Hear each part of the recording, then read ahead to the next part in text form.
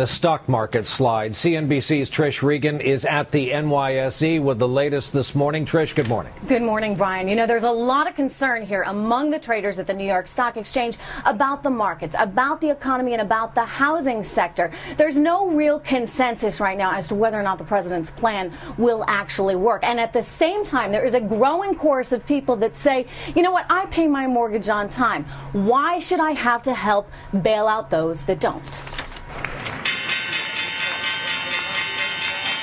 The lack of confidence on Wall Street continues, with the Dow plummeting below 7,500, a level not seen in 6.5 years, with nearly 5 million Americans now on unemployment and home foreclosures up 18% since this time last year.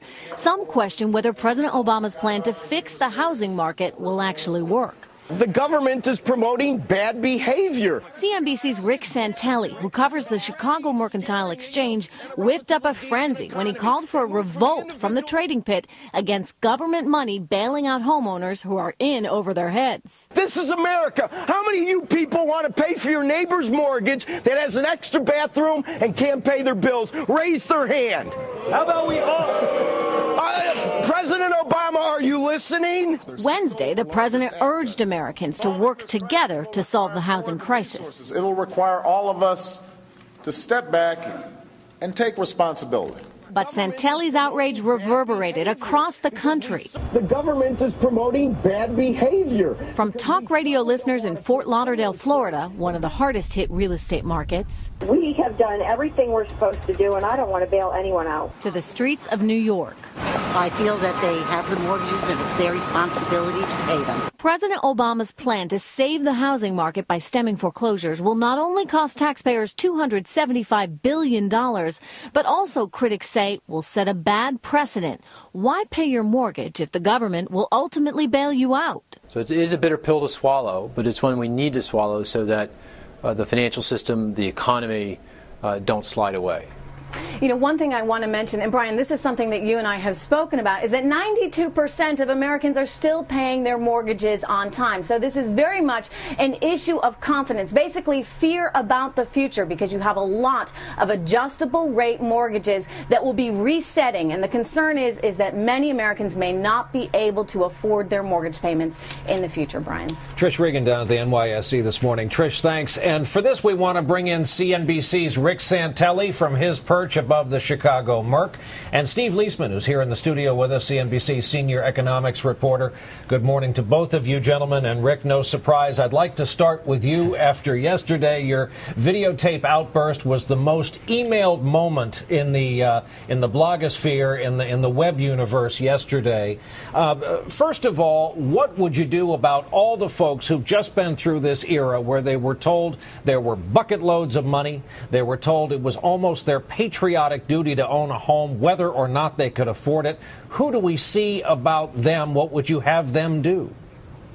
Well, I think that if 92% are paying their mortgage and the other 8% aren't, we really can't separate out, Brian, the 8%, how many were gaming the system, trying to flip houses way beyond their means, didn't put accurate information on their loan information, versus some of the hard cases that we really ought to do something about. So, you know, you think these 92% that are paying aren't cutting back, having problems, their 401ks or 201ks, but they're knuckling under. I think that the administration needs to broadly help everybody so they don't disenfranchise the confidence of the 92%. Send everybody a check. You know, it's not about interest rates. Lower the interest rates to zero if you're worried about the refis. I think what struck a chord is lowering the principal amount of their loans. Steve, what would you do compared to Rick's position? Well, first of all, they're not lowering the principal amount of the loan. That's just wrong.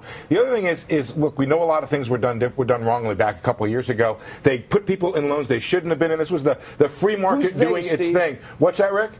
Who's they? Who's they? The bankers and the borrowers. Everybody so made a mistake. So you're saying the bankers did something illegal? Then we should sue the bankers, right? Then we should sue the bankers. Well, the bankers, those 92% aren't the ones to be indirectly sued. We're bailing out the bankers, Rick. We're bailing out everybody. The one people we haven't bailed out are those people who are about to lose their homes. Rick, 9 million people estimated to lose their homes. The question is, if we put them in a normal mortgage, could they survive? We all know this is not the only fix here, Rick. But there just seems to be one case. Put them in a mortgage they can afford and see if they can stay Rick, there. let me jump in here for a second. We've heard so much over the last several years about Americans needing to sacrifice, and we haven't been asked to sacrifice enough. President Obama came to office saying the time for sacrifice is now. No more rhetoric about it. We're going to actually have to do it. Isn't this a first example where those of us who can afford to pay our mortgages and our taxes are being asked to sacrifice? And yes, some other people who don't deserve our sacrifice are going to benefit, but this is the test, isn't it?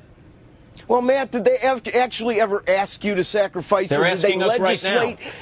Well, they're legislating your choice away, though. You know, Matt, there's a lot of charitable people in this country that want to help. The part of this story that has struck a negative chord, and this isn't about traders or elite, I am bombarded everywhere I go. A lot of my impassioned talk yesterday, hey, maybe I could have chosen some words better, but I think at the end of the day, what this boils down to is you have to treat everybody fairly. Those 92% are knuckling under as well. And to be charitable, Trouble, Rick, is that we all suffer, Rick. If your neighbor's house goes into foreclosure, your home value goes down, Rick. Steve, is your 401k, Matt, your 401k, 401ks have been decimated. I'd like some of that money back. You know, when you invest and it doesn't work out well, I would like a take back. Rick, the other thing is that you should also note the Federal Reserve is out there buying $500 billion of mortgages. They have lowered mortgage rates for everybody by a percentage point. And you keep railing against these government programs to say they don't work.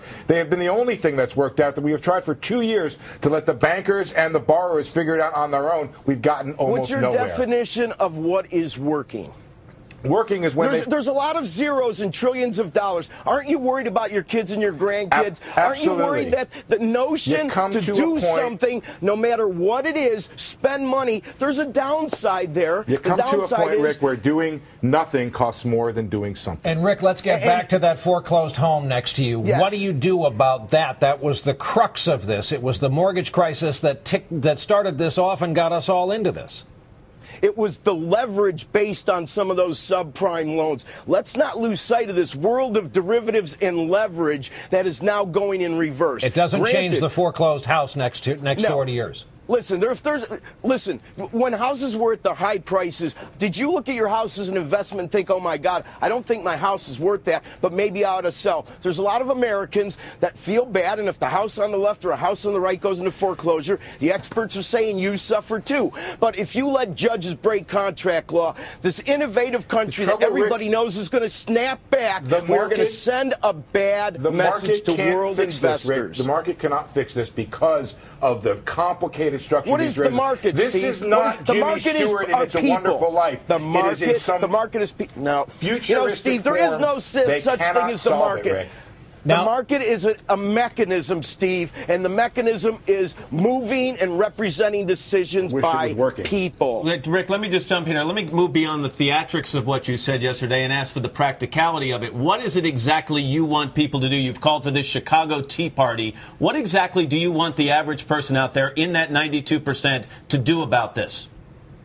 To make sure that there's a lot of debate on this topic, exactly what we're doing now. And I think the 92%, all of our neighbors who are now making sacrifices, but since they're paying their bills, they're not looked at the same, they need to get some help too. You can't pick winners and losers. Maybe they ought to have a tax holiday. Maybe everybody ought to get a check. I think that we need to be more equitable in the money we're spending that we really don't have. Rick Santelli from the Chicago Merc, where I've learned they do not sell decaf in the morning. Rick, thanks. Steve Leisman, thanks for being here with us. Gentlemen, thank you both.